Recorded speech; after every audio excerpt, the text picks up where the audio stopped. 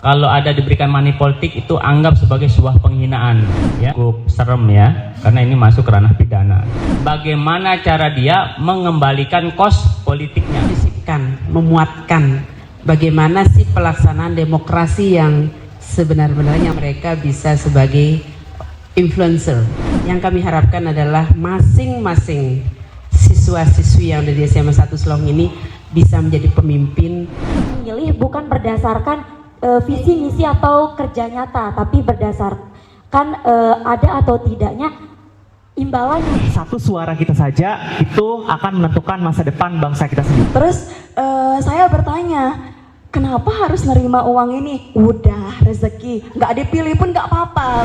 Ambil aja uangnya tapi jangan pilih orangnya. Dan jadi mereka yang melakukan money politik yang sangat terang-terangan itu bahkan menjadi pemenang dari pemilihan. Nah, atau seberapa efektif peran KPU dalam mencegah politik uang? Kenapa beberapa dari paslon lebih memilih menggunakan strategi money politik untuk memenangkan pemilu?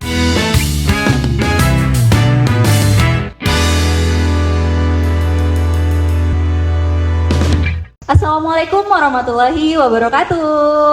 Waalaikumsalam warahmatullahi wabarakatuh. Selamat pagi teman-teman semua yang ada di sini, juga teman-teman pemilih yang ada di rumah. Selamat datang kembali di episode 5 podcast KPU Kabupaten Lombok Timur. Tepuk tangan. Terima kasih. Kembali lagi bersama saya Eva yang akan menemani teman-teman di sini dan teman-teman pemilih di rumah. Nah, pada episode podcast kali ini kita berada di tempat yang sangat istimewa dan tidak kalah spesial dengan episode-episode sebelumnya. Kali ini kita berada di SMA Negeri 1 Selong. Tepuk tangannya dong teman-teman semua. Karena kita udah berada di tempat yang super sangat spesial, maka kita pasti akan membahas tema yang gak kalah spesial juga. Jadi tema podcast kita pada pagi hari ini adalah Money Politik Zaman Now, dari amplop sampai giveaway. Dan tentu saja untuk bisa menyelenggarakan podcast hari ini dengan baik, saya tidak sendirian dan akan ditemani oleh narasumber-narasumber yang luar biasa. Mungkin langsung aja teman-teman semua, kita akan memanggil narasumber kita.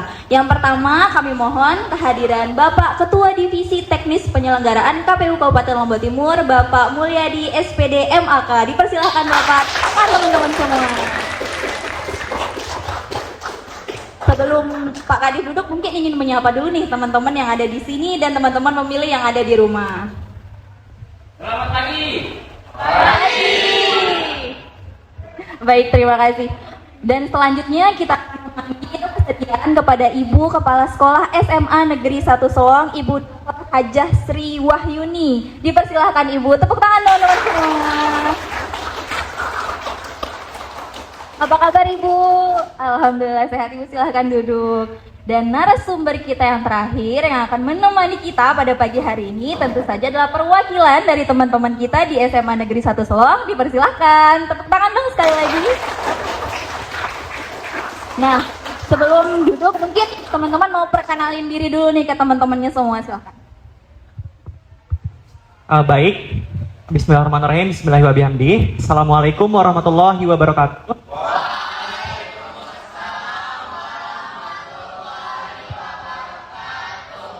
Baik teman-teman sekalian, perkenalkan nama saya dan sekarang saya duduk di bangku kelas 12.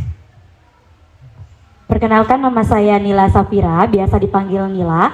Saya juga sekarang duduk di bangku kelas 12.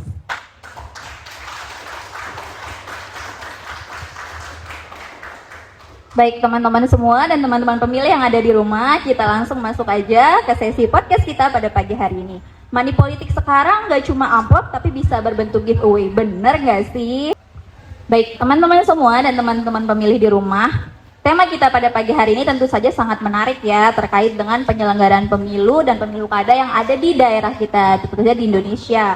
Dan pada pagi hari ini tentu saja banyak sekali hal-hal yang akan diulas oleh narasumber kita. Dan mungkin untuk kesempatan pertama kita mohon kesediaan kepada Bapak Kadif Teknis Penyelenggaraan Pemilu KPU Kabupaten Lombok Timur untuk memberikan ulasan pertama terkait dengan money politik. Pak Kadif, sebelumnya apa kabar nih Pak? Apakah pagi ini sehat?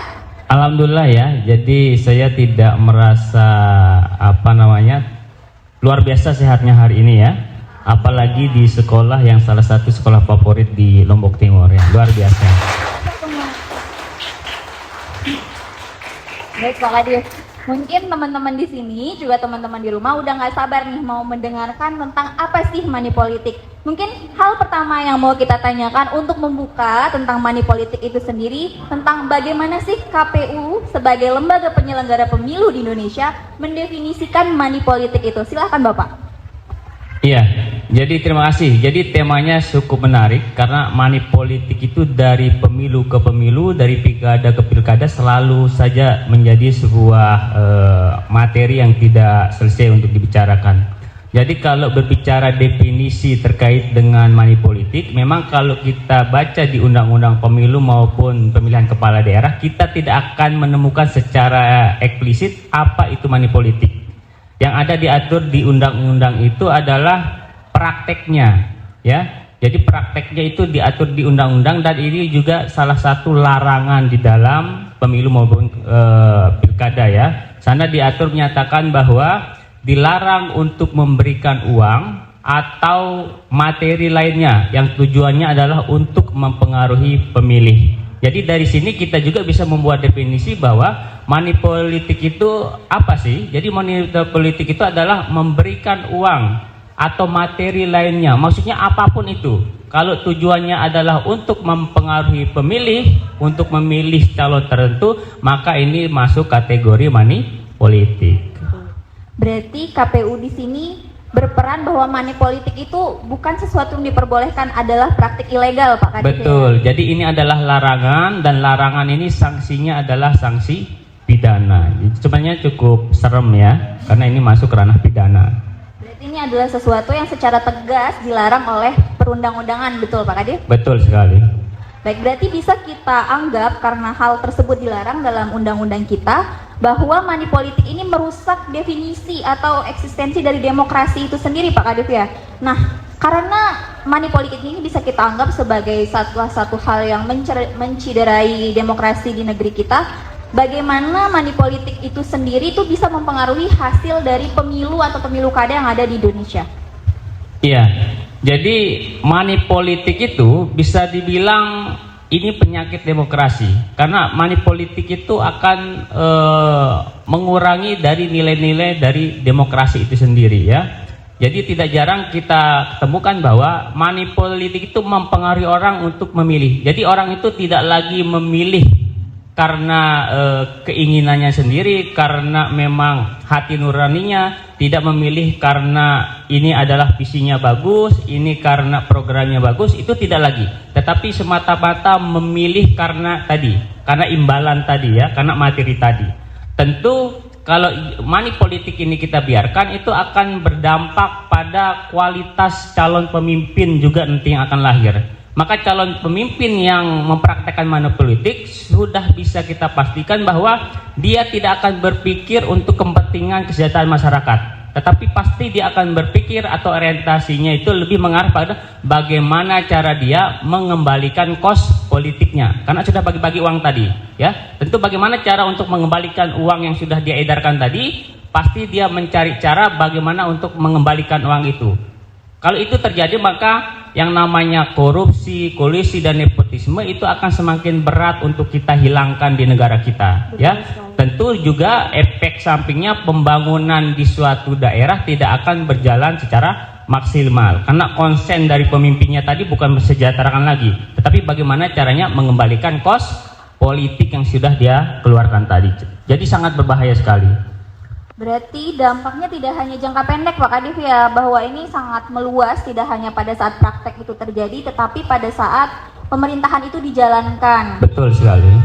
Baik, dan di sini KPU tentu saja memiliki peran penting ya Pak Kadif ya, bagaimana cara kita mensosialisasikan kepada masyarakat, terutama untuk adik-adik kita di sini, untuk teman-teman pemilih di rumah.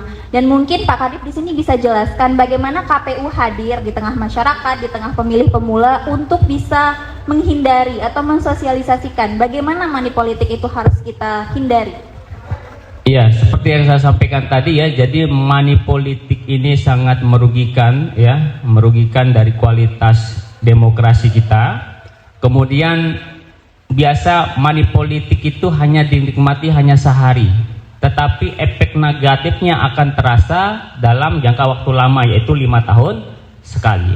Padahal adik-adik, negara memberikan kita hak konstitusi kita itu, jadi pemilu itu sebagaimana definisinya itu adalah sarana kedaulatan rakyat. Jadi oleh negara itu kita diberi kedaulatan untuk memilih pemimpin kita. Tetapi kedaulatan ini diberikan 5 tahun sekali. Ya, bayangkan kedaulatan diberikan 5 tahun sekali, kemudian kita tidak bijak menggunakannya, tentu kerugiannya selama 5 tahun. Oleh karena itu kita di KPU itu secara konsisten, secara struktur juga merencanakan program-program yang anti money politik. Salah satu caranya adalah dengan melakukan podcast bersama generasi pemilih pemula. Baik, tadi teman-teman semua dan teman-teman pemilih di rumah, kita udah mendengarkan bersama nih penjelasan dari Pak Kadif Teknis Penyelenggaraan tentang bagaimana KPU mendefinisikan tentang money politik itu sendiri, kemudian bagaimana kita berperan dalam menjaga demokrasi itu Pak Kadif ya. Dan untuk menjaga demokrasi itu terbebas dari praktik money politik, tentu saja KPU tidak berdiri sendiri. Maka dari itu kita akan mendengar nih perspektif atau ulasan dari Ibu Kepala Sekolah SMA Negeri 1 Solong. Selamat pagi Bu, apa kabar? Ya, selamat pagi Mbak Eva. Senang sekali Bu kita diberi kesempatan untuk sama-sama mengadakan podcast dan kerjasama dengan SMA Negeri 1 Solong. Ya, terima kasih atas kepercayaan KPU kita mengadakan kegiatan seperti ini. Iya, terima kasih banyak Bu. Mungkin kita langsung masuk Ibu ke pertanyaannya. Tadi kan kita sudah mendengarkan Bu penjelasan dari Pak Kadif KPU Kabupaten Lombok Timur tentang bagaimana money politik itu. Dan sekarang karena kan kita akan memasuki era di mana teman-teman kita di sini termasuk kepada pemilih pemula, mereka akan segera masuk ke usia memilih. Dan bagaimana sih peran sekolah dalam membentuk generasi yang akan menjadi pemilih di masa depan? Bagaimana sekolah itu berperan, Bu? Baik, terima kasih. Jadi seperti yang kita ketahui bersama, kalau anak-anak kita di usianya yang seperti ini, rata-rata kan 16, 17, 18. Jadi mereka memang idealismenya itu sangat tinggi. Namun perlu pendampingan tentunya, perlu pembinaan dari kami guru-guru di sini. Nah, harapan kami ke depan mereka punya wawasan yang baik, yang luas terkait dengan pemahaman mereka tentang bagaimana praktik yang terbaik dalam pelaksanaan pemilu. Betul. Tadi kita dengar bersama dari Bapak Kepala Divisi terkait dengan penyelenggaraan pemilu yang selama ini yang kita dengar, kita lihat, kita saksikan banyak hal-hal yang sering tidak sesuai dengan harapan kita bersama. Jadi tidak jauh-jauh kita lihat di sekitar kita juga ketika pemilu terjadi, tidak sedikit kita menyaksikan dengan kepala sendiri, kita dengar informasi dari sumber yang bisa kita percayai bahwa tidak sedikit dari masyarakat kita ternyata sadar ataupun tidak sadar mereka tergeret dalam pelaksanaan money politik. Betul. Nah, mereka anak-anak kita yang ada di sini sebagai calon-calon pemimpin bangsa. Betul sekali. Terlebih tadi ditekankan bahwa anak-anak kita adalah akan sebagai pemilih pemula. Betul. Ini usia di pemilu yang akan datang nih semua yang sekarang kelas 10, 11, 12 akan menjadi pemilih aktif, akan terdaftar. Nah, semoga lah harapan kita di sini dengan pembinaan yang terus-menerus Pak Kadif, dengan memasukkannya di kegiatan-kegiatan baik yang utama dalam artian yang kurikuler maupun yang kurikuler, co-kurikuler bahkan ekstrakurikuler. Kita berusaha menyisipkan, memuatkan bagaimana sih pelaksanaan demokrasi yang sebenar-benarnya yang terbaik. Dan mereka yang kita harapkan bukan hanya memahami tetapi punya kesadaran yang tinggi. Dan tidak hanya sampai di situ, harapan kita bukan hanya untuk membekali diri sendiri, tapi selanjutnya mereka bisa sebagai influencer, sebagai orang yang punya peran di tengah-tengah masyarakat. Karena dari sekarang sampai yang akan datang kita tidak bisa lepaskan dari kehidupan bermasyarakat. Kalian anak-anakku baik yang ada di sini maupun yang ada di rumah, di usia yang rata-rata seperti yang saya sebutkan tadi, ketika berada di tengah masyarakat, maka di situ tunjukkan jati diri kalian, bahwa kalian adalah orang yang terpelajar, orang yang bisa memahami, punya kesadaran yang baik terhadap bagaimana berdemokrasi yang sehat, bagaimana berdemokrasi yang mengikuti aturan-aturan yang sudah ditentukan. Wah, luar biasa sekali Bu ya. Jadi sekolah di sini memegang peranan penting. Sangat. Jadi ya, sebagaimana yang Ibu sudah jelaskan bahwa selain belajar di kelas, penanaman karakter, ada juga kegiatan-kegiatan ekstrakurikuler yang mana tujuannya untuk membentuk generasi yang baik Ibu ya, untuk mampu menjadi pemilih yang bertanggung jawab dan berkualitas tentu saja. Mungkin di sini Ibu bisa jelasin ke teman-teman pemilih di rumah, apa saja sih kalau ada kegiatan konkret yang biasa dilakukan sama teman-teman di SMA Negeri 1 Solong untuk memperkuat nilai-nilai demokrasi dalam diri mereka?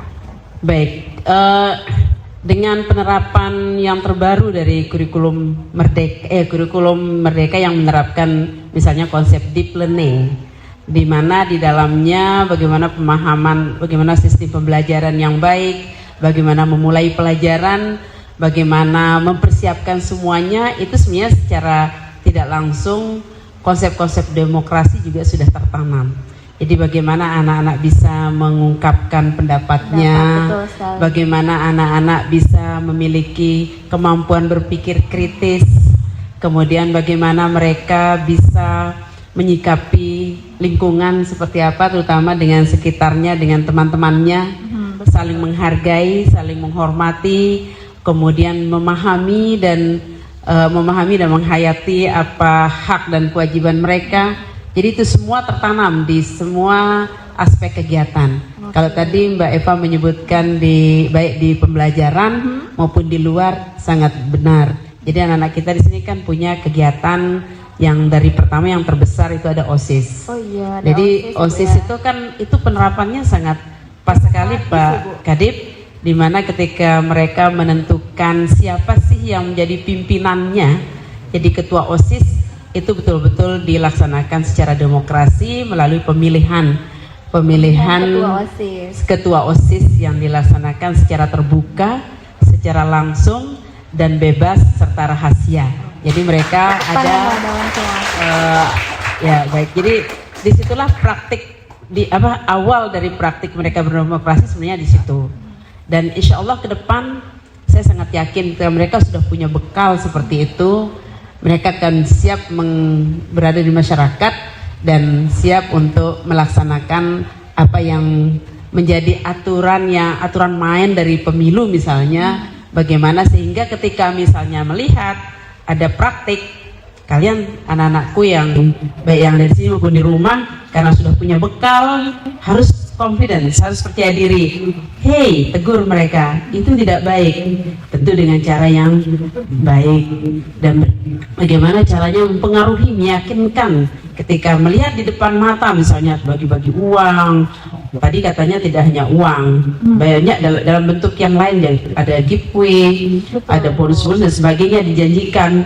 Tapi konsekuensinya nanti diminta untuk memilih pemimpin tertentu misalnya. Nah itu kalau kalian saksikan, jangan diam, karena diam itu yang paling lemah. Kita tidak mau jadi orang yang lemah kan, jadi kita harus bisa berlisan, tegur dengan cara baik-baik sampai mereka sadar. Berikan pemahaman seperti yang tadi dijelaskan oleh Bapak Kepala Divisi, bahwa ini dalam waktu jangka panjang. Jangan hanya mendapatkan keuntungan hanya sementara, menikmati keuntungan yang hanya seberapa, tetapi kerugian yang akan didapatkan cukup panjang. Dan saya yakin ketika kita mengetahui, kita menyaksikan, mohon maaf, kita bisa menilai kan seperti apa. Banyak yang sudah menjadi pilihan masyarakat, ternyata yang kita saksikan tidak sesuai dengan harapan. Banyak yang justru menjadi sesuatu yang kita sesalkan. Ingat, menyesal kemudian itu tidak berguna. Jadi lebih baik dari awal kita sudah antisipasi. Betul, Ibu.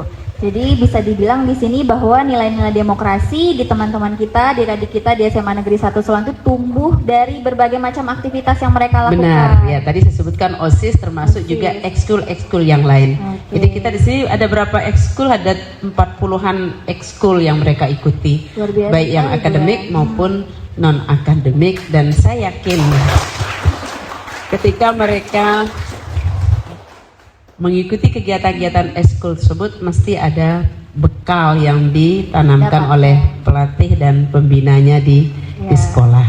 Dan itu diharapkan bisa mereka kembangkan untuk menjadi pribadi yang jujur, Ibu ya, untuk menghindari Iya, praktik-praktik benar, yang itu ilegal. yang paling tentang utama. pemilu. Oke, Oke. Ibu.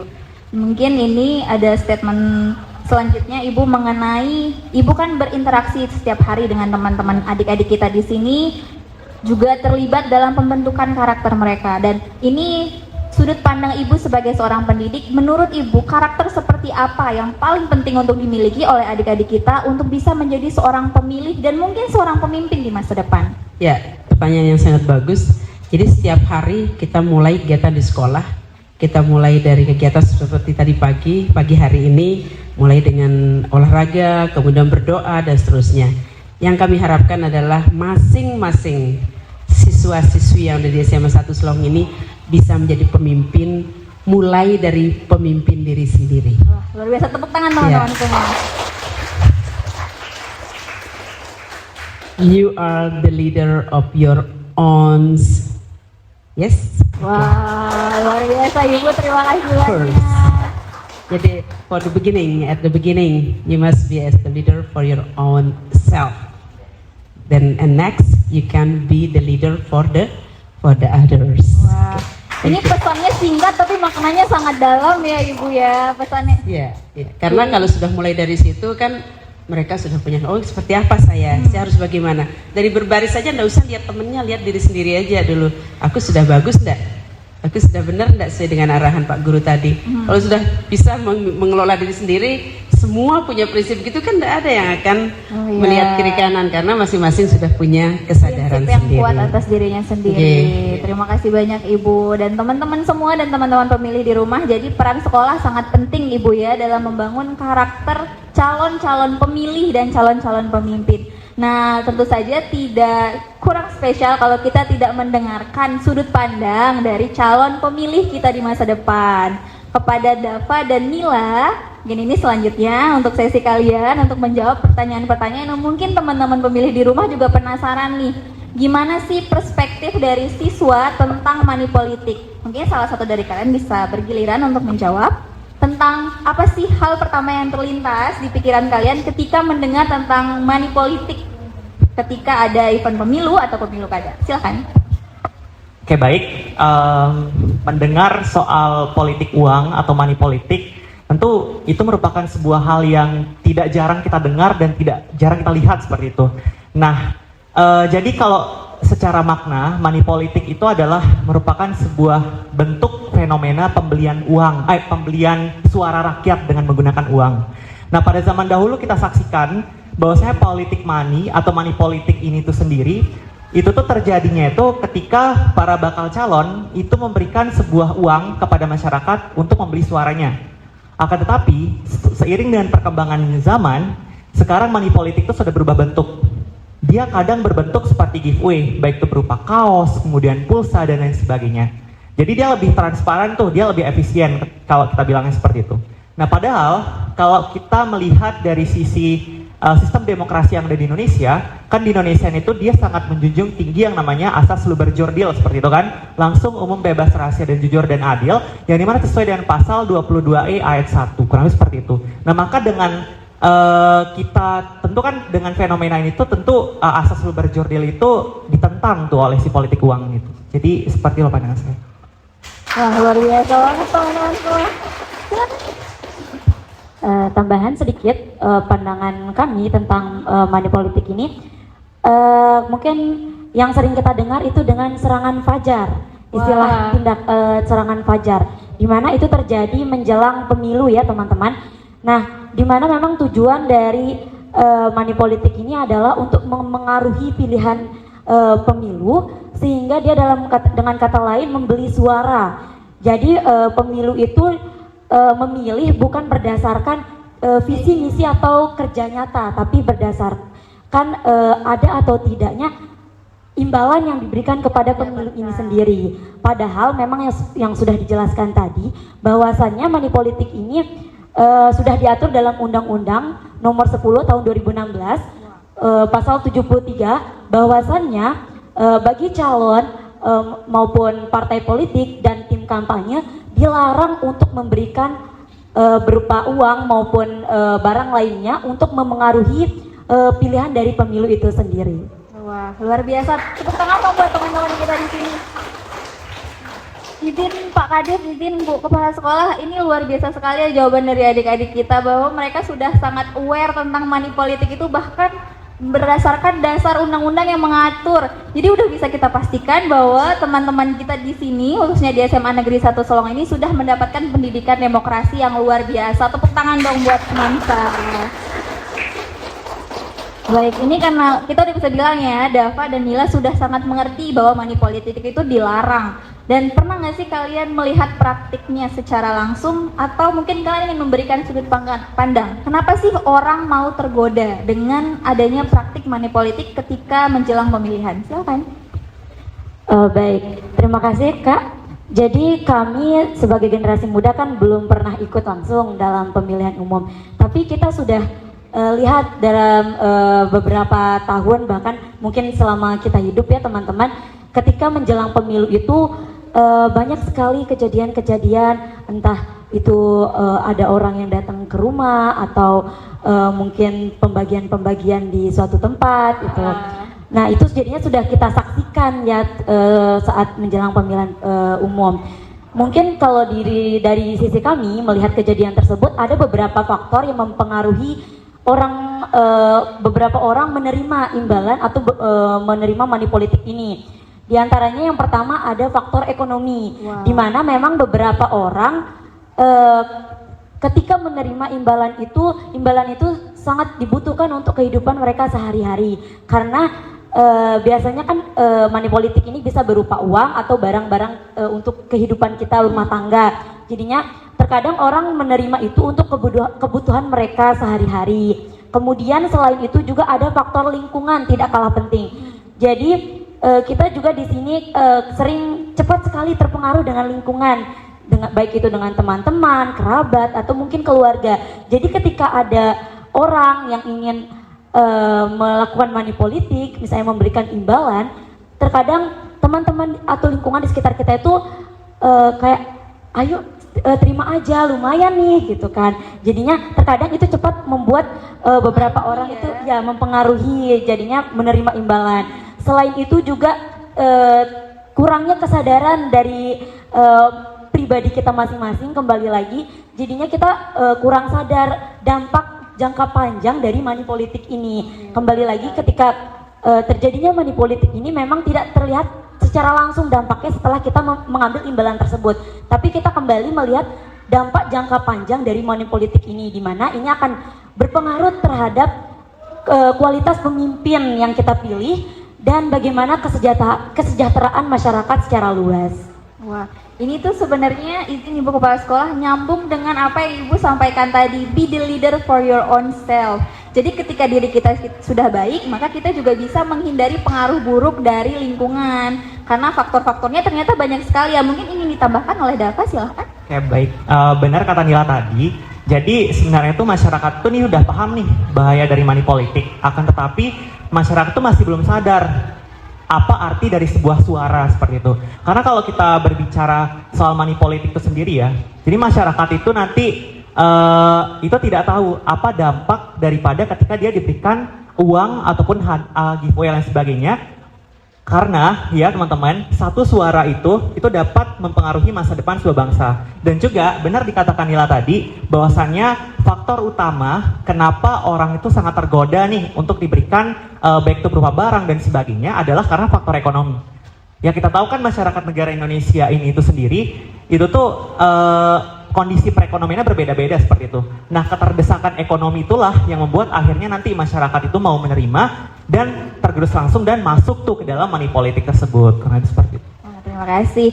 Mungkin berdasarkan penjelasan yang sangat luar biasa, kita mau mendengar nih pendapat dari Pak Kadif, mendengarkan pendapat dari adik-adik kita yang sangat luar biasa Pak terkait money politik. Iya, tepuk tangan dulu, luar biasa ya. Jadi itulah luar biasanya Gen Z ya.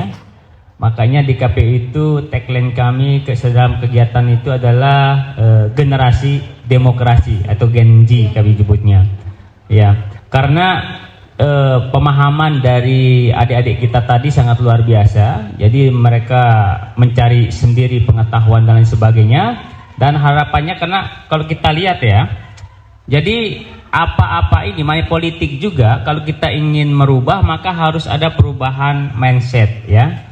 Perubahan mindset itu diawali dengan apa? Tentu dengan informasi dan pengetahuan ya. Dari pengetahuan dan informasi itu sehingga mindset kita akan berubah. Karena mindset ini akan mempengaruhi respon kita, ya. Kalau mindsetnya menganggap bahwa money politik itu tidak berbahaya, tatkala melihat money politik dianggap biasa saja. Betul. Tapi kalau mindset kita menyatakan bahwa money politik ini sangat merusak, tentu respon kita apa? Kita tidak akan mau melakukannya. Kalau terjadi di depan mata kita, kita akan laporkan. Ya, bagi yang tidak paham akan kita pahamkan. Jadi betul-betul perubahan mindset ini sangat penting dan kami juga konsen melalui pendidikan politik itu ingin pelan-pelan merubah mindset, terutama generasi muda yang masih seperti Ibu Kepala tadi menyatakan mereka masih bersih, sehingga mudah dimasukkan nilai-nilai yang positif seperti tadi. Baik, jadi di sini kita semua sangat bangga ya Pak Kadif ya terkait dengan pemahaman adik-adik kita tentang money politik. Mungkin Dava dan Nila, jika suatu saat kalian sudah terjun langsung ke dalam proses demokrasi ketika usia kalian sudah cukup untuk ikut memilih, kalian dihadapkan dengan situasi di mana kalian menjadi objek yang akan ditujukan money politik oleh beberapa pihak. Kira-kira apa yang akan kalian lakukan? Atau mungkin juga tambahan ketika kalian melihat teman-teman kalian, mungkin teman-teman kalian ada di sini, terlibat dalam praktik seperti itu, langkah konkret apa yang ingin kalian lakukan? Silakan. Baik, pertanyaan sangat bagus. Jadi di sini kalau kita berbicara nanti kalau misal saya itu terlibat langsung dalam money politik sendiri, maka salah satu hal yang pertama saya lakukan adalah menolak. Kenapa? Jadi yang pertama, saya menganggap bahwasannya suara itu tidak untuk diperjualbelikan. Itu yang pertama. Kemudian yang kedua, itu kejujuran itu lebih tinggi nilainya daripada sebuah materi seperti itu. Kemudian yang ketiga adalah suara politik yang kita tentukan sekarang itu akan berdampak kepada masa depan bangsa kita sendiri. Betul. Jadi sebagai generasi muda ya kita harus tentu dapat menolak yang namanya money politik ini teman-teman. Tambahan untuk langkah konkret yang kami lakukan ketika menghadapi adanya praktik money politik ini. Jadi kita di sini sudah sama-sama tahu nih bagaimana dampaknya money politik ini ke depannya. Tentunya kami akan menolak tegas tentang kalau misalnya ada tawaran tindakan money politik ini. Selain itu juga ketika kami melihat praktik yang demikian, kami sebisa mungkin akan kalau praktik itu masih tetap dilakukan ya, kami melapor ke pihak yang berwajib. Tentunya kita di sini kan Indonesia memiliki Badan Pengawas Pemilu, Bawaslu ya.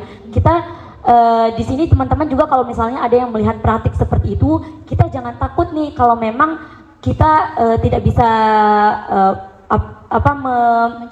mencegah secara langsung, kita tidak boleh takut untuk melapor. Selain itu juga untuk teman-teman yang mungkin suatu saat kita akan memilih, kemudian kita melihat ada teman-teman kita yang lain mengikuti masuk dalam money politik ini, kita tentunya harus saling peduli ya tentunya untuk kita saling mengingatkan bahwa bagaimana dampaknya, bagaimana pengaruhnya terhadap kesejahteraan kita. Jadinya kita bisa saling mencegah, bisa saling menjaga. Selain itu kembali lagi ke diri kita sendiri, kita tentunya harus memilih pemimpin yang sesuai visi misi dan kerja nyatanya untuk bangsa Indonesia, untuk kesejahteraan masyarakat Indonesia. Wah, tepuk tangan dong teman-teman. Jadi pentingnya kesadaran itu tidak hanya dari diri sendiri, tapi juga bagaimana kita mampu untuk mengajak teman-teman kita supaya menghindari hal-hal yang tidak baik begitu ya. Dan mungkin ini Pak Kadif izin, tadi kan kita sudah mendengarkan tentang definisi, kemudian bagaimana peran sekolah, kemudian bagaimana adik-adik kita menyikapi tentang money politik. Mungkin di sini Pak Kadif bisa berikan informasi lebih lanjut kepada teman-teman di sini maupun teman-teman pemilih di rumah tentang money politik itu apa saja sih bentuknya Pak Kadif. Jadi supaya kita tahu nih ketika hal itu terjadi atau mungkin kita melihat, kita tahu bahwa oh ini termasuk money politik. Silahkan Bapak. Iya, jadi dari definisi yang di awal tadi bahwa money politik itu memberikan uang atau materi lainnya. Jadi materi lainnya ini akan menyesuaikan terkandung zamannya, ya. Kalau sekarang zamannya ternyata tidak hanya berupa uang cash, bisa saja melalui transfer digital, bisa saja melalui uang digital, bisa saja melalui misalnya voucher belanja. Ya, bisa lagi melalui yang suka game itu top up 250 gitu misalnya ya. Apalagi bisa jadi seperti tadi ya, giveaway tadi ya, yang suka handphone dikasih handphone ya, yang suka raket dikasih raket. Jadi intinya ini sangat luas. Tetapi prinsipnya apapun yang diberikan bagaimanapun bentuknya, tatkala tujuannya adalah untuk mempengaruhi bahkan mengarahkan kita memilih calon tertentu, itu termasuk money politik. Bahkan kalau dia tidak berupa materi tetapi janji, itu juga termasuk money politik. Misalnya nih ya, siapa nama yang cowok? Dapa, kalau kamu milih si A, nanti ya saya akan kasih kamu beasiswa. Itu belum dikasih uangnya, tetapi sudah diberikan janji. Ya, itu juga termasuk money politik. Ya, makanya berjanji memberikan materi, apalagi memberikannya secara personal, itu tidak boleh. Yang boleh itu adalah pemimpin memberikan program. Program saya adalah menciptakan seluruh sekolah di Lombok Timur ini sarananya standar internasional. Itu kan dia akan membentuk semua sekolah, bukan hanya satu sekolah. Itu tidak termasuk money politik. Ya, jadi money politik itu sangat luas, bisa berupa yang wujud bentuknya, bahkan memberikan janji juga, itu termasuk money politik yang tujuannya adalah untuk mempengaruhi. Kalau definisinya luas lagi, mempengaruhi itu bisa jadi suruh memilih calon tertentu, bisa juga melarang memilih calon tertentu, itu juga money politik. Dia tidak meminta untuk dipilih, tetapi dia bilang jangan pilih si A, itu juga termasuk money politik. Karena salah satu indikator apakah demokrasi itu, apakah pemilu itu sudah demokratis, yang sudah disampaikan tadi, ada kita asasnya, asas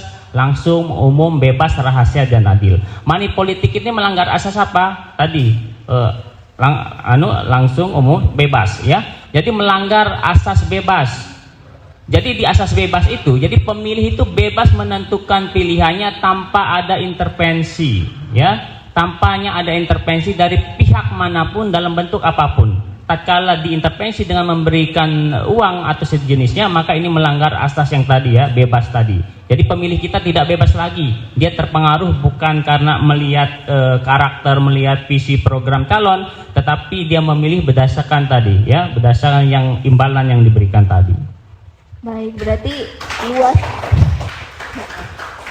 luas sekali ya Pak Kadif. Jadi ini tuh sebuah pengetahuan ya buat adik-adik dan teman-teman pemilih di rumah, bahwa jangan lagi kita menganggap money politik itu hanya karena definisinya adalah money itu uang, lantas kita menganggap pemberian-pemberian lain yang padahal jelas mempengaruhi, meminta kita melakukan sesuatu di luar kebebasan kita, itu juga adalah money politik. Betul sekali. Baik Pak Kadif, mungkin karena kita sudah tahu nih bahwa money politik itu berkembang, dia tidak hanya tentang definisi money itu saja. Jadi mungkin Pak Kadif bisa berikan kisi-kisi ke teman-teman kita yang akan memilih di pemilihan selanjutnya, bagaimana caranya untuk menghindari praktik tersebut dan tetap mempertahankan fokus kita kepada visi misi dan program dari calon-calon yang akan mencalonkan diri. Silahkan. Iya, salah satu caranya adalah kita menganggap diri kita adalah orang yang terhormat. Kalau ada diberikan money politik, itu anggap sebagai sebuah penghinaan ya. Anggap itu, kalau ada yang mau menyogok kita seperti money politik, itu penghinaan bagi kita ya. Kebebasan kita ingin dibeli hanya 200.000, 250.000, sedangkan kebebasan ini akan mempengaruhi kita selama 5 tahun ke depan ya.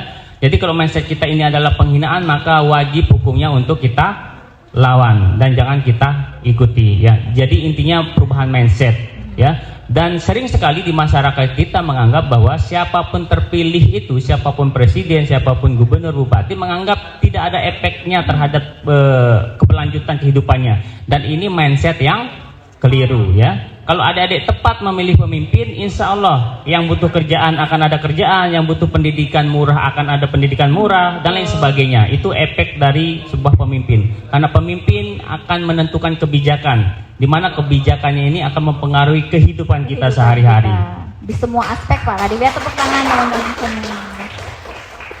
Izin Bapak, mungkin kita juga teman-teman yang ada di sini mungkin punya pertanyaan nih Pak ingin ditanyakan kepada Pak Kadif. Teman-teman semua jika ingin bertanya silahkan angkat tangan. Baik, silahkan bisa memperkenalkan nama, kelas berapa, dan langsung saja sebut pertanyaannya. Silahkan. Tes. Perkenalkan, nama saya Arini Hana Fakira, biasa dipanggil Arini, dari kelas 12. Nah, jadi kan kita udah denger tuh dari penjelasannya tentang money politik, dimana saya mau bertanya, kita kan udah tahu nih, bahkan money politik itu udah ada dari lama. Bisa kita lihat bahwa hampir seluruh paslon itu sering melakukan hal tersebut. Nah, kenapa sih money politik itu masih terus berlanjut hingga sekarang? Walaupun sudah ada hukum yang menyatakan bahwa hal itu dilarang. Dan kenapa money politik ini sangat susah sekali ditangani, bahkan seperti bukti-buktinya itu susah terkumpul, walaupun mungkin beberapa dari paslon tersebut melakukannya secara terang-terangan. Dan bisa jadi mereka yang melakukan money politik yang sangat terang-terangan itu bahkan menjadi pemenang dari pemilihan. Ya, sekian pertanyaan saya. Wah, tepuk tangan buat teman-teman. Pak Kadif, pertanyaannya bagus sekali ya. Mungkin bisa langsung dijawab nih oleh Pak Kadif. Iya, jadi pertanyaannya luar biasa ya. Jadi money politik ini sudah saat lama kok nggak hilang-hilang ya. Jadi gini adik-adik, jadi banyak sekali faktor money politik itu terjadi ya. Tadi udah disampaikan beberapa ya. Pertama mengenai kesejahteraan ya. Jadi kesejahteraan ini sangat mempengaruhi apakah money politik itu bisa apa tidak. Karena kalau kita adik-adik perhatikan di negara-negara demokrasi yang negaranya maju, itu tidak pernah kita dengar ada isu money politik. Isu money politik itu akan ada di negara-negara berkembang ya, yang dari sisi kesejahteraan masih jauh ya. Bayangkan ya adik-adik, kalau ada masyarakat kita yang penghasilannya sehari 25.000, 50, bahkan tidak ada penghasilan di hari itu, kemudian ada pihak-pihak oknum yang menawarkan 200, 250, bagi mereka itu angka yang besar. Daripada saya datang cari nafkah ke dalam hutan, atau saya pergi harian dengan hanya 50.000 pendapatan, ini ada yang memberikan 250.000 hanya datang ke TPS sebentar ya. Itu dari sisi kesejahteraan. Yang kedua dari sisi pendidikan ya. Faktor pendidikan ini juga sangat mempengaruhi. Bayangkan kalau adik-adik yang sekarang pendidikannya sampai level SMA dan sangat paham bahayanya jadi money politik, saya bisa meyakini bahwa tidak akan terpengaruh ya, berapapun nominalnya. Harapannya ya 250 tidak mempan, maka dia akan naikkan 500 tidak mempan 1 juta, tidak mempan 1 juta iPhone ya. Ya, seperti itu ya. Jadi semakin naik semakin naik. Dan bagaimana caranya itu mempengaruhi, itu yang kedua. Yang ketiga juga pengaruhnya terhadap budaya. Jadi oknum-oknum ini juga kadang-kadang memanfaatkan budaya. Ada budaya kita misalnya kalau diberikan itu kita nggak enak, tidak menerima. Ya, budaya di masyarakat kita sebagian kalau diberikan itu nggak enak untuk menolak, nggak enak. Memang budayanya nggak enak untuk menolak itu. Kemudian budayanya juga dia tidak enak kalau tidak balas budi. Jadi kadang-kadang ini dimanfaatkan oleh oknum itu. Di satu sisi masyarakat kita tidak enak menolak, di satu sisi mereka juga terbiasa bagaimana cara balas budi, itu juga kadang-kadang dimanfaatkan. Yang terakhir tentu adik-adik, ini adalah pengaruhnya juga political will dari pemimpin-pemimpin kita, dari aktor-aktor politik kita gitu ya. Ada tidak jarang juga aktor politik kita itu atau calon-calon pemimpin kita itu ibaratnya menggunakan berbagai cara supaya dia menang, karena orientasinya menang. Ya, betul, Pak. bukan orientasinya bagaimana menghadirkan kesejahteraan, tapi orientasinya bagaimana biar bisa menang. Kalau orientasinya bagaimana menang, maka semua cara ini akan dihalalkan, ya. Jadi itu beberapa faktor dan banyak juga faktor-faktor yang lain. Oke. Mungkin ada yang mau ditambahkan oleh Ibu? Silakan. Baik, jadi saya sepaham dengan pertanyaan dari Ananda tadi yang menyaksikan dengan keberhasilan dari politikus, dari pemimpin yang bisa mencapai tempat yang tertinggi itu dikarenakan proses yang seperti itu. Jadi itu memang fakta yang kita lihat. Namun kita tidak boleh sampai di situ. Kita harus tumbuhkan growth mindset. Jadi mindset kita harus bertumbuh, tidak fix, ya. Jadi apapun di muka bumi ini pasti bisa berubah. Meskipun kita merasa andil kita sangat sedikit, tapi yang sedikit itu mungkin punya peran yang besar. Ya, kembali seperti yang tadi. Jadi ketika kita punya pemahaman, punya kesadaran, dan bisa melakukan apa yang dikatakan oleh teman-teman kalian tadi, berbuat, melakukan pencegahan, mengingatkan.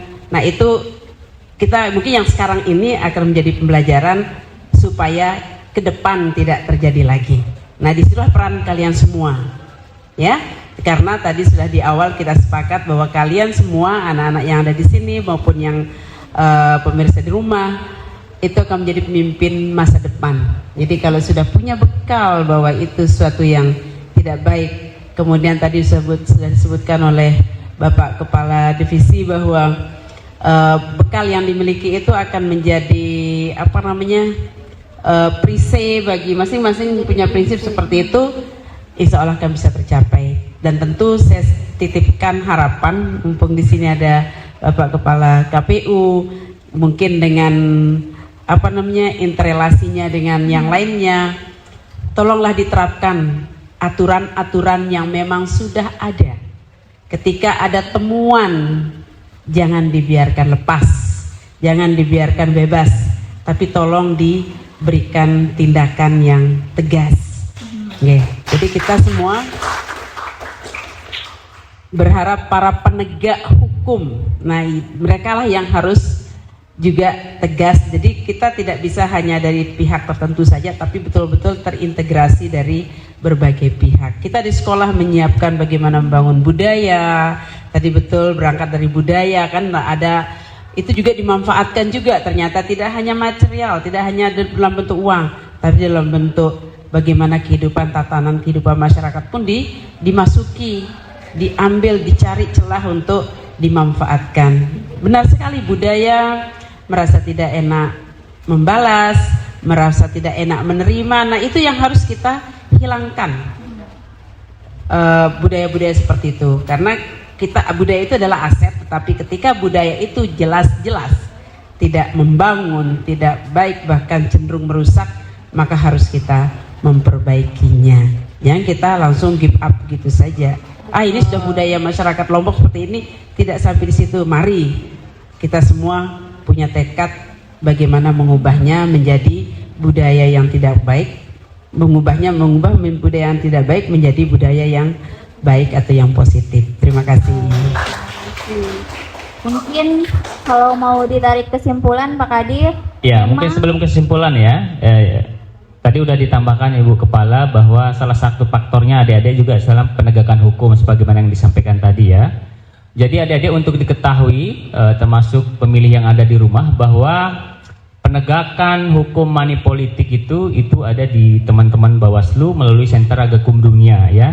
Jadi kalau di KPU itu hanya tadi mensosialisasikan saja ya. Tetapi kalau pengaduannya nanti di saat tahapan, adik-adik bisa melaporkan ke Bawaslu. Makanya teman-teman di Bawaslu juga itu mengangkat tema-tema pengawasan partisipatif. Ya, karena tidak mungkin hanya mereka bisa mengawasi sekian banyak, maka partisipasi kita semua. Kemudian adik-adik, sanksinya bukan hanya pidana sebenarnya ya. Kalau ngomong pilkada, sanksinya bukan hanya pidana, tetapi calon itu kalau terbukti money politik bisa didiskualifikasi ya sebagai calon. Jadi dia didiskualifikasi dari calon, itu sebenarnya sangat berbahaya.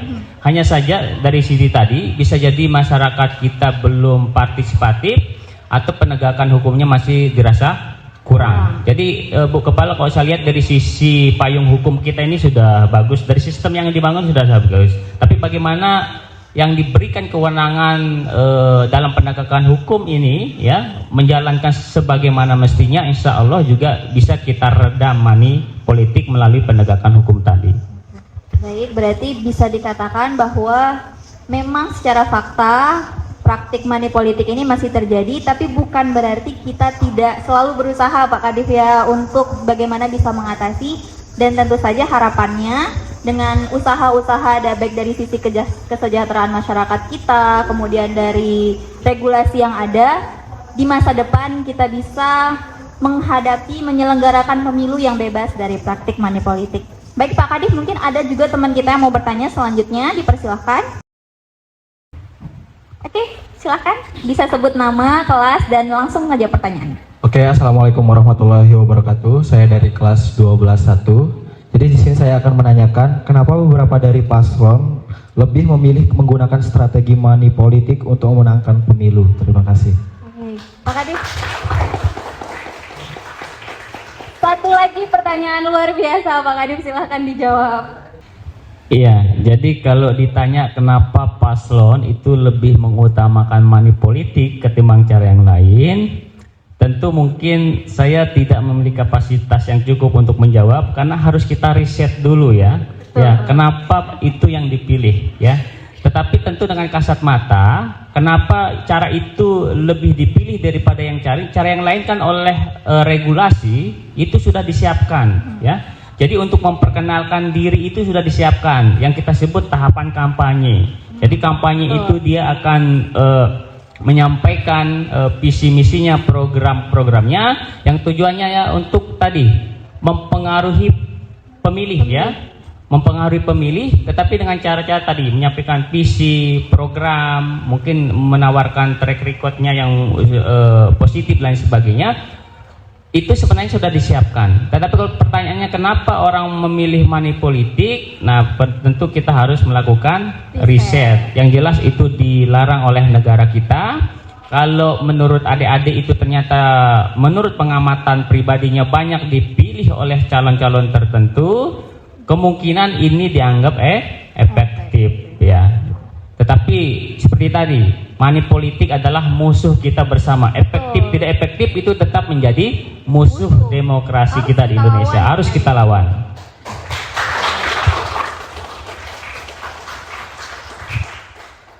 Mungkin dari Dava atau Nila ada yang mau ditambahkan, menurut kalian nih sebagai orang yang sedang mendalami proses belajar, kenapa sih paslon-paslon kita itu tertarik menggunakan metode itu? Kalau dari segi sudut pandang kami sebagai anak muda, kenapa banyak paslon yang memilih strategi money politik ini untuk menarik peminat suara gitu. Kembali lagi ke kebiasaan yang terjadi di kita ya, di kehidupan kita sehari-hari, kita sangat cepat tertarik dengan sesuatu yang menurut kita butuhkan atau menarik bagi kita. Jadinya sering paslon-paslon itu akan melakukan money politik, melihat apa sih yang dibutuhkan rakyat sekitar, warga sekitar, apa sih yang disenangi, seperti yang sudah dikatakan tadi, mungkin nanti iPhone atau top up dan lain sebagainya. Jadi dilihat dari segi yang demikian, sehingga kita jadinya cepat tertarik, lemah gitu, jadinya cepat wah menarik nih gitu, jadinya kita cepat ngambil imbalannya gitu, cepat tergoda gitu ya. Berarti gini mungkin Pak Kadif ya, selain kita sebagai penyelenggara pemilu menguatkan diri dengan regulasi, ternyata oknum-oknum ini juga makin pinter Pak Kadif, riset pasar mereka terkait apa yang sedang digemari oleh masyarakat, dan itu tentu saja harus kita lawan bersama Pak Kadif ya. Oke Pak Kadif, kita akan lanjut ke pertanyaan ketiga, karena ini antusiasme teman-teman kita luar biasa sekali Pak. Oke, silahkan bagi yang ingin bertanya, berdiri, angkat tangan. Oke, perkenalkan nama, kelas, dan langsung ke pertanyaan.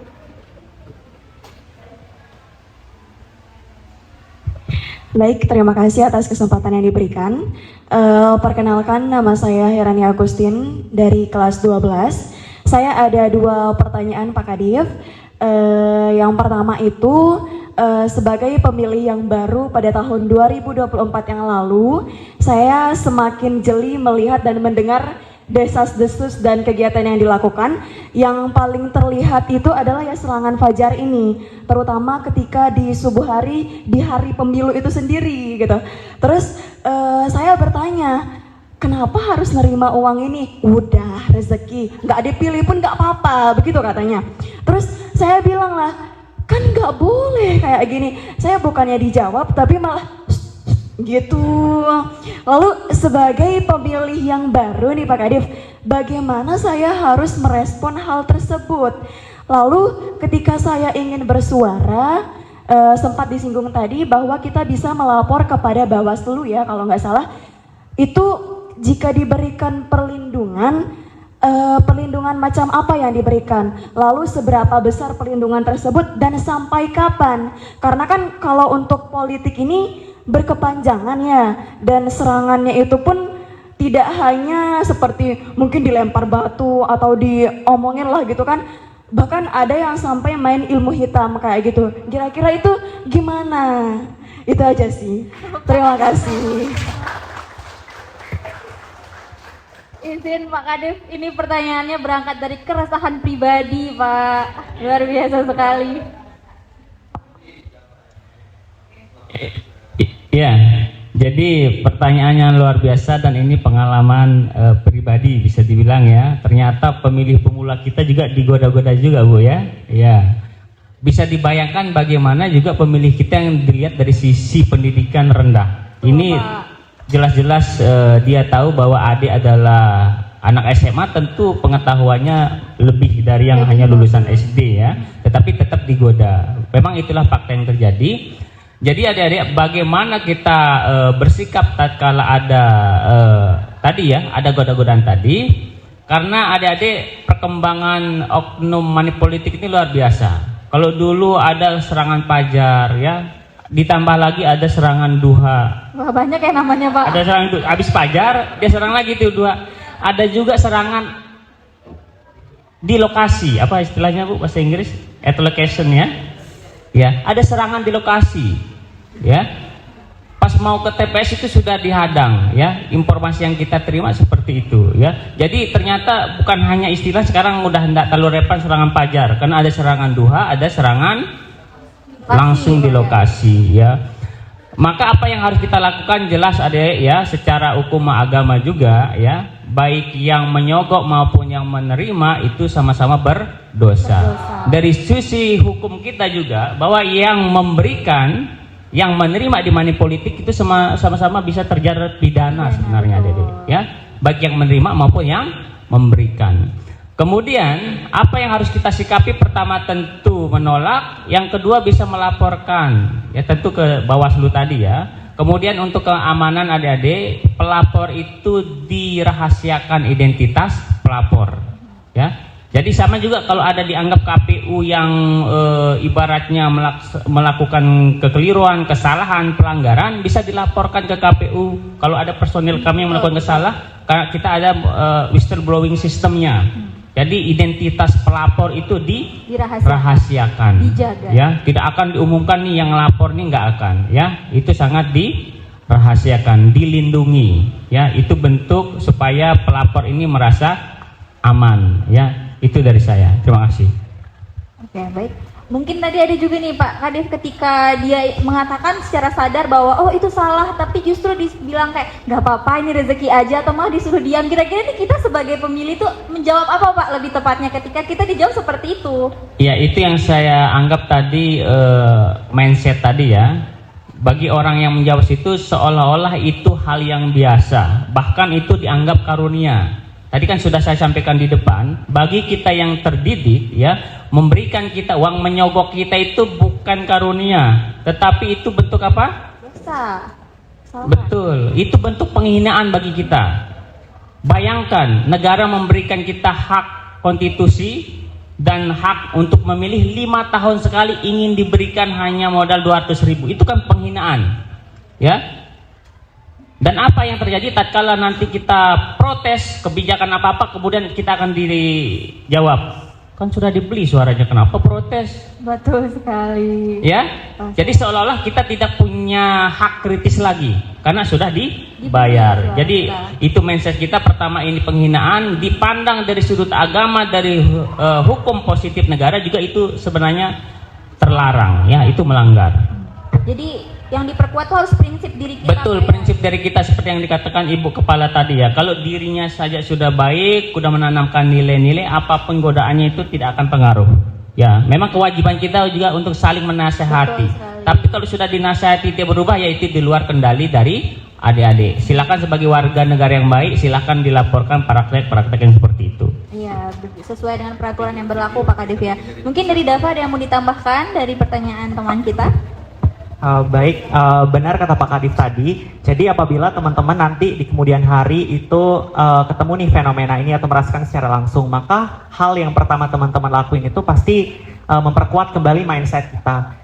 Memperkuat kembali mindset di sini dalam artian memperkuat keyakinan kita bahwasanya pemilihan ini tuh dilakukan atas dasar keyakinan diri kita sendiri, bukan atas dasar pemberian uang dan sebagainya.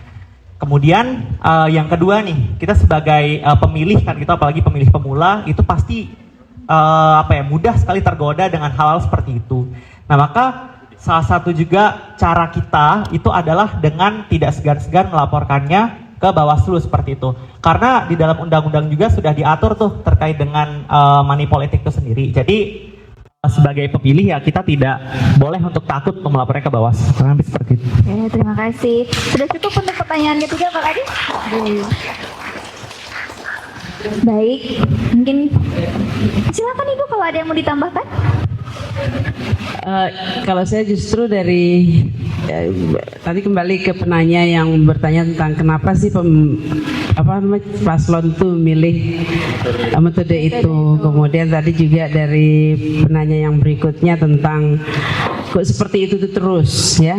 Jadi kita mungkin masing-masing bertanya, semakin dilarang kok semakin bertumbuh, berjalan. Gerakan korupsi semakin tinggi sanksinya kok semakin tinggi juga, semakin ramai temuan-temuannya ya. Jadi ini kembali ke memang perlunya apa ya, investasi yang cukup panjang ya. Tadi ada yang jangka pendek, jangka panjang. Nah inilah kita tidak tahu kapan kondisi itu akan tercipta, kondisi yang sangat diharapkan. Karena memang ini sistem yang menjadi PR besar bagi kita semua. Nah kalianlah yang mulai berpikir seperti itu, kuatkan diri, kuatkan pendirian, jangan tergoda, jangan cepat terpengaruh, pegang prinsip kalian. Nah itu mungkin semacam pesan dari saya sebagai guru, sebagai pendidik, tentu menginginkan anak-anaknya yang akan datang menjadi harapan, yang menjadi tulang punggung bangsa katanya. Dan itu waktu tidak meskipun kita mengatakan itu jangka panjang, tapi waktu sangat cepat berlari, berjalan, berlari, terbang bahkan.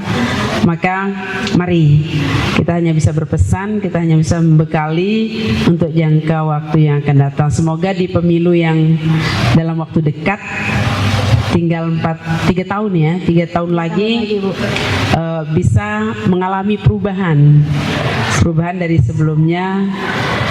Yang seperti yang kita rasakan menjadi hal baru yang jauh lebih baik dari yang sekarang. Ya, jadi itu saja mungkin tambahan saya terkait dengan pertanyaan yang tadi telah disampaikan. Terima kasih. Terima kasih banyak Ibu.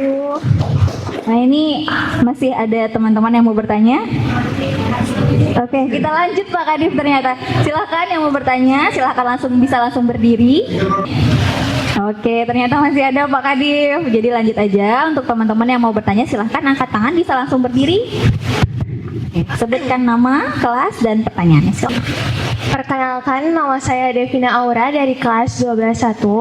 Saya ingin bertanya, sejauh mana atau seberapa efektif peran KPU dalam mencegah politik uang atau money politik, dan apa saja sih kendala yang dialami saat ini sehingga peran tersebut belum terlaksana atau belum bekerja secara optimal? Itu aja. Terima kasih. Terima kasih. Silakan Pak Kadif. Bisa langsung dijawab pertanyaan dari adik kita. Iya, tentu kami kapasitas sebagai penyelenggara itu yang bisa kami lakukan adalah pendidikan pemilih ya.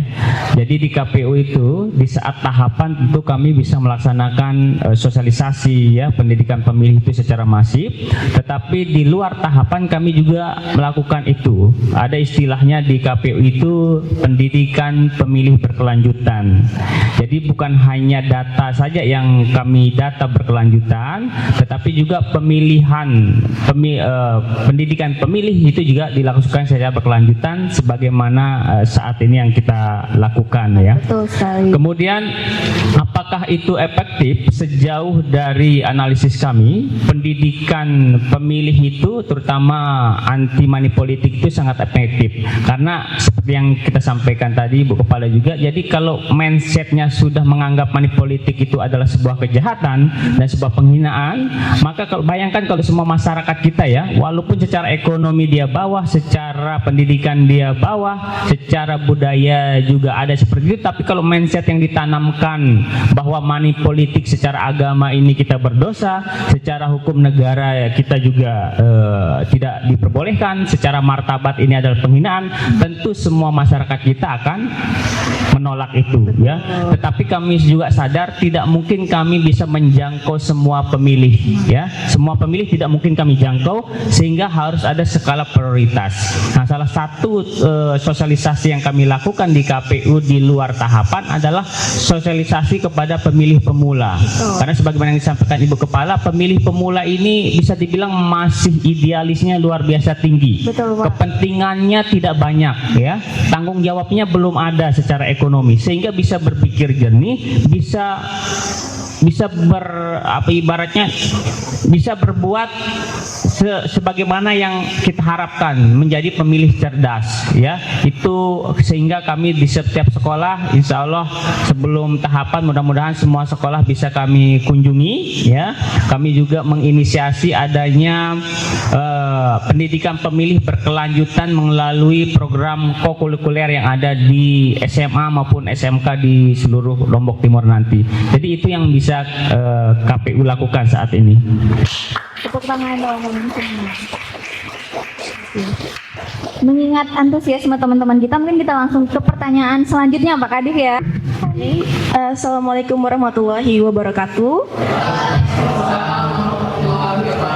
Perkenalkan, nama saya Bayi Rara Maulidia, biasanya dipanggil Rara, dari kelas 12.1. Jadi pertanyaan yang ingin saya tanyakan itu, selama pemilu ini, terutama pemilu terakhir kemarin, ada narasi yang disebarluaskan atau banyak diungkapkan oleh masyarakat di media sosial, terutama oleh Gen Z, yaitu ambil aja uangnya tapi jangan pilih orangnya. Nah, jadi dari narasi ini, apakah ini salah satu bentuk solusi dari memberikan efek jerah pada oknum yang melakukan money politik, atau mungkin ini malah bentuk dari membenarkan atau membenarkan bentuk dari money politik itu? Jadi sekian, assalamualaikum warahmatullahi wabarakatuh. Waalaikumsalam. Terima kasih Pak Kadif, ini pertanyaannya luar biasa sekali. Ambil saja uangnya, jangan pilih orangnya. Apakah itu hukuman atau justru kita yang melanggengkan praktik money politik? Silahkan Bapak. Iya, baik. Jadi ya sayangnya saya posisi menjawab itu sebagai komisioner ya, bukan sebagai individu ya. Kapasitas saya sebagai penyelenggara pemilu, jadi saya tidak bisa menjawab secara vulgar. Tetapi adik-adik, seperti yang saya sampaikan tadi, menurut aturan kita Undang-Undang Pemilihan Kepala Daerah, yang memberi maupun menerima itu sama-sama melanggar hukum ya, dan bisa dipidana ya. Jadi kalau secara hukum itu tidak boleh sebenarnya, Dek. Kita menerima itu tidak tidak boleh, ya. Kemudian kalau kita ingin tegas sih, lebih baik kita tolak saja, ya. Walaupun kita menerima, kita mungkin bisa membela pribadi kita, bilang betul saya terima, tetapi tetap saya bebas memilih, karena saya hanya menerima uangnya, kemudian tidak terpengaruh oleh siapa yang saya pilih, ya. Begitu ya. Tetapi apapun itu, seperti tadi hukum positif kita menyatakan itu tidak boleh. Ya.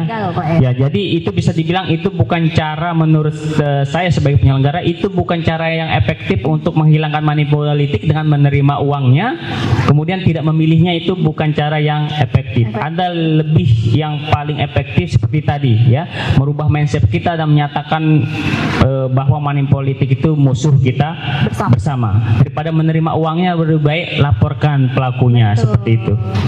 Jadi Ibu, kalau ada yang mau ditambahkan? Kalau Ibu, kalau saya sebagai pendidik melihatnya dari bagaimana kita memanfaatkan atau menafsirkan, memahami tentang berita yang berkembang. Nah, itu yang harus dipahami juga. Sekarang tidak hanya dalam konteks pemilu, bahwa hoax, berita, isu, apapun yang menyebar itu kan tidak bisa kita kita batasi lah, kita tak tahan sampai mana, semua ada.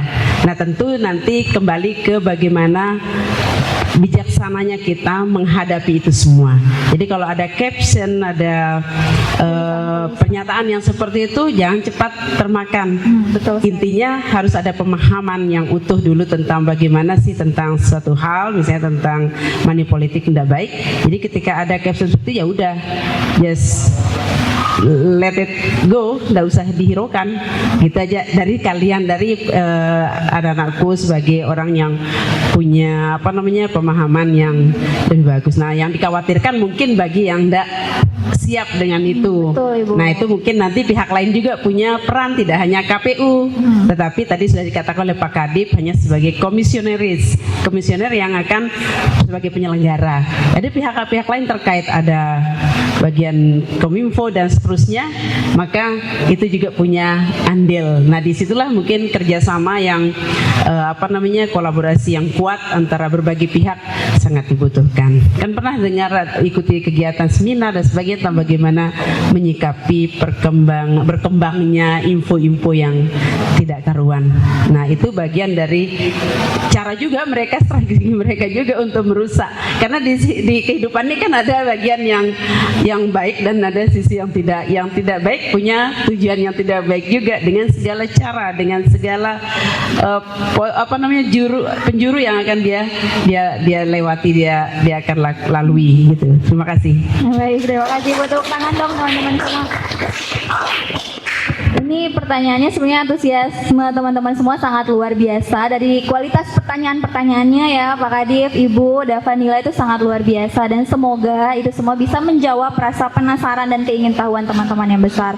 Pak Kadif, mungkin kita sudah tiba di penghujung acara, tapi sebelum kita menutup tentu saja kita ingin mendengarkan penyampaian terakhir, closing statement dari masing-masing narasumber. Mungkin bisa dimulai dulu dari Pak Kadif, silakan. Iya, closing statement saya, ya. Jadi demokrasi itu adalah pilihan negara kita, maka jadilah pemilih cerdas, katakan tidak pada money politik, karena suara kita menentukan arah masa depan bangsa Indonesia. Terima kasih, tepuk tangan teman-teman semua. Silahkan Ibu. Ya, kalau saya closing statementnya, mari miliki confidence yang tinggi, percaya diri yang tinggi, itu yang paling utama. Kalau sudah punya percaya diri yang tinggi, ketika ada yang membisikkan, ada yang mempengaruhi, maka kita tidak akan cepat untuk dipengaruhi. Tentu confidence yang positif. Terima kasih. Terima kasih Bu. Silahkan Dava dan Mila bergiliran. Dari saya, mari kita sama-sama menjadi generasi muda yang bijak dengan statement dan mindset yang kuat dari diri kita sendiri, dan mari kita wujudkan pemilu yang luber jurdil. Yang terakhir, Dava, silahkan. baik kita sebagai generasi muda itu harus punya percaya diri, kemudian harus punya keyakinan dan keyakinan pribadi kita sendiri gitu, agar politik uang atau money politik ini itu dapat terhentaskan. Karena seperti yang kita ketahui, satu suara kita saja itu akan menentukan masa depan bangsa kita sendiri. Terima kasih. Tepuk tangan yang meriah. Baik, teman-teman sekalian yang hadir di sini, Pak Kadif, Ibu Kepala Sekolah, Dava dan Nila, dan tentu saja teman-teman pemilih di rumah. Setelah kita sama-sama mendengarkan closing statement dari narasumber kita, maka kita sudah tiba di penghujung acara Bapak. Dan sangat penting kepada teman-teman pemilih dan teman-teman yang hadir semua di sini untuk sama-sama kita mewujudkan pemilu dan pemilu kada yang bersih dari praktik money politik, dan KPU hadir tentu saja untuk sama-sama kita bersama dengan sekolah dan masyarakat, tentu adik-adikku semua yang akan menjadi pemilih di masa depan, untuk kita bisa mewujudkan demokrasi di Indonesia yang berkualitas. Untuk teman-teman semua, tidak lupa saya ingatkan untuk ikuti KPU Kabupaten Lombok Timur di semua sosial media, di YouTube, Instagram, Facebook, dan juga Twitter, untuk mendapatkan informasi seputar pemilu dan kepemiluan. Sebelum kita salam penutup, Bapak, mungkin kita mau salam demokrasi bersama-sama. Dalam hitungan ketiga ya Ibu, Davanila. KPU Kabupaten Lombok Timur, salam demokrasi. Sekian, sampai jumpa. Assalamualaikum warahmatullahi wabarakatuh.